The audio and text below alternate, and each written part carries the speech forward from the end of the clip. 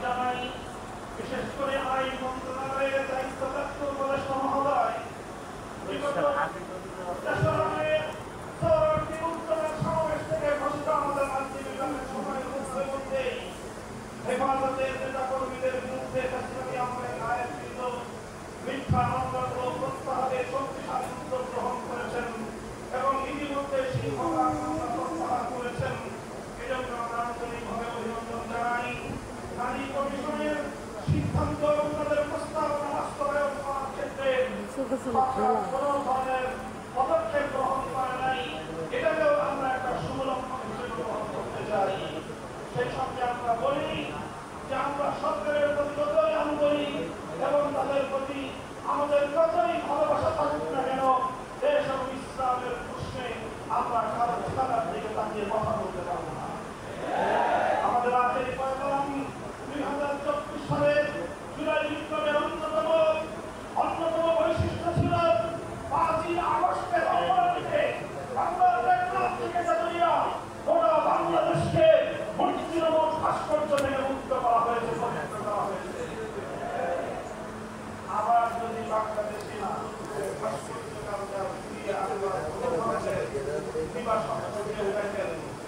তাহলে রাজপথে আমাদের রক্তবাড়ি আপনাকে সেই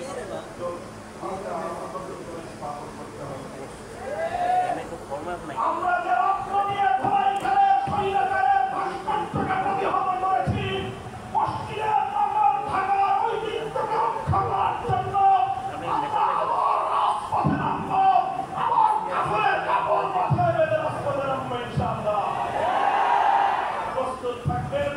হেফাজতের আমির আল্লামা মহিবুল্লাহ বাবুকে আদান দিবেন। সে আদানে আমরা সারা দিয়ে বাংলাদেশ শরীফ হওয়ার জন্য গোটা বাংলাদেশকে যে আধিপত্যকে রক্ষা করার জন্য প্রস্তুত থাকবো। সকল শহীদদের শাহাদাত কবুলের মধ্যে মাসরা কামনা করে বক্তব্য শেষ করেছি। রাসূলুল্লাহ সাল্লাল্লাহু আলাইহি ওয়া সাল্লাম